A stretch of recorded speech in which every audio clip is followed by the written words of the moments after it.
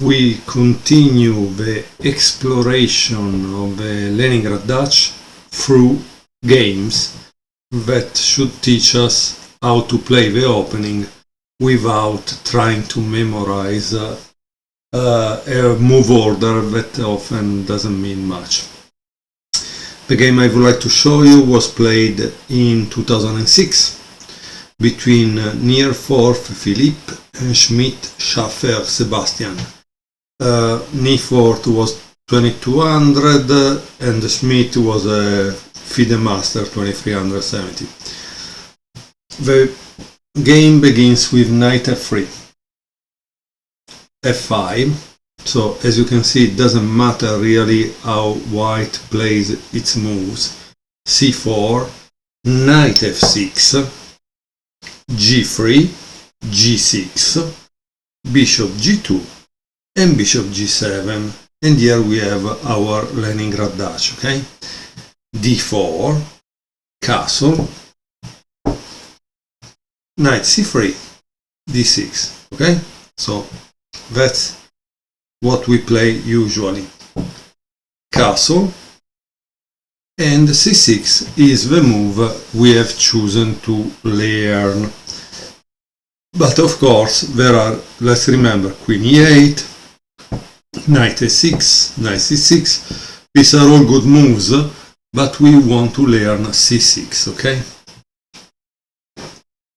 Rook b1, and in this game black played knight e4. There is also another possibility, that is a5. Obviously a5 is played to contrast immediately b4, right? So that's kind of interesting. But in the game it was played knight e4. And here you have a couple of possibilities. White could play queen c2 and then you take, or in the game it was played knight takes e4, f takes c4, knight d2, d5. That's interesting, right? Here you can see once more that black has gained space. It's still not all developed, but the space is there, right? C takes d5, c takes d5, e3, and now black plays a5. Once more it's to contrast the push on b4. White plays b4 right away, a takes b4, rook takes b4, and now notice black could take here, but probably is not a good idea. Try to analyze and discover why. Black played knight c6 because, again, in the opening to go for a pawn is not a good idea. It's a good idea to finish the development of your pieces. That's definitely a must.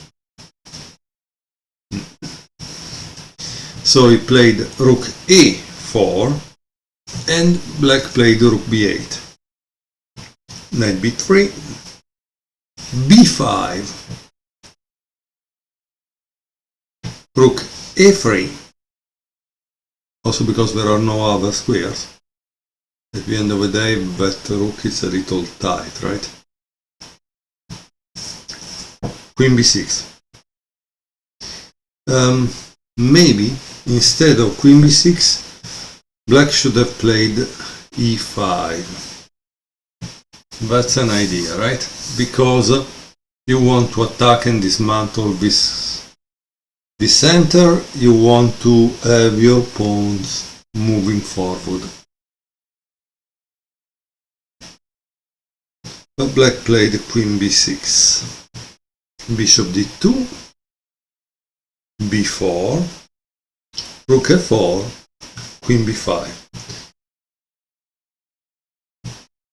knight c5, e6,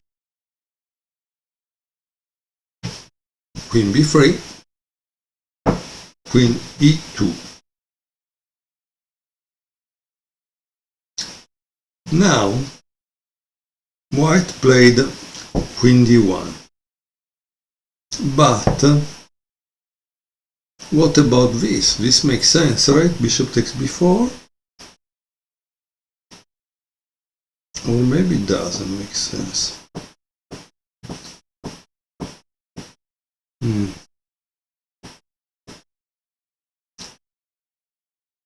So let's see, because this is interesting. Knight takes d4, e takes d4, rook takes f2, rook takes f2, and bishop takes d4. Nice, huh? This is really nice because it's not only the attack here, it's the fact that black was able to move, to create the movement, the possibility of movement for those pawns. And those pawns are generally really powerful, and they will advance and ask white to sacrifice some material in order to stop them. So, however, this is a very beautiful combination, right? Okay, let's return back. So, in the game, they didn't play bishop takes b4, but they played queen d1. Yet, there is still a combination at this point. If you were black, what would you play?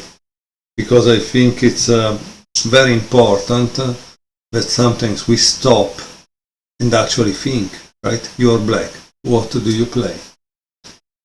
So pause the video and try to find the right move. Black played rook takes f2.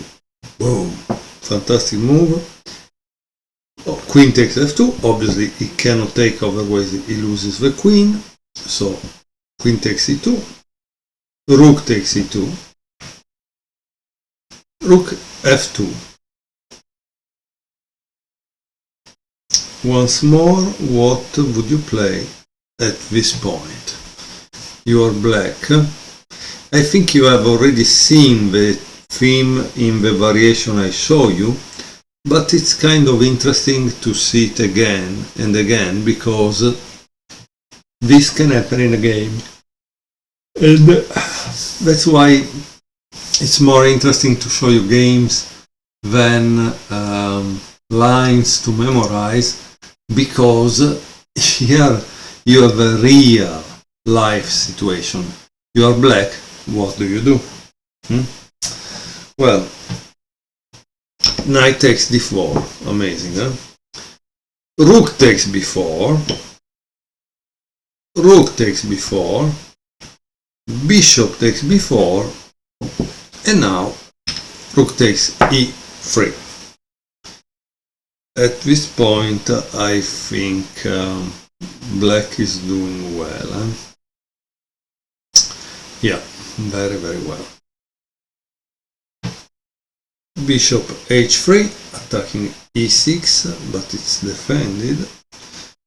Rook f3, rook takes f3, knight takes f3, king g2, king f7, defending the e6, a4, pushing the pass pawn, right? Because you want to promote. Bishop f8. Obviously, the bishop there wasn't doing much. a5, bishop takes c5, because in this way it prevents a6. Bishop takes c5, h5, king f2, knight takes h2, king e3. Here obviously black could have played something like this, but immediately would have taken. So, and then obviously the central mass of pawn should win. So that's why white is trying to go there to help that pass pawn, but I don't know if he can. It's very, very far, right? Bishop a6, king f4, knight f3, preventing the king from entering into black's territory and creating a havoc, right? Bishop f2, e5, king e3, bishop d3, and now there is bishop g2. And what would you play if you were black? Because this is the final move of this game. And obviously it's a very nice game, nice little game. What happens now? Quite simple. d4. And this is what? Checkmate. Why checkmate? Cannot go here. Cannot take. Cannot take this. Cannot go here because of this. Cannot go here because of this. So d4 is checkmate. As you can see, beautiful little game that black was able to win and played between master level players.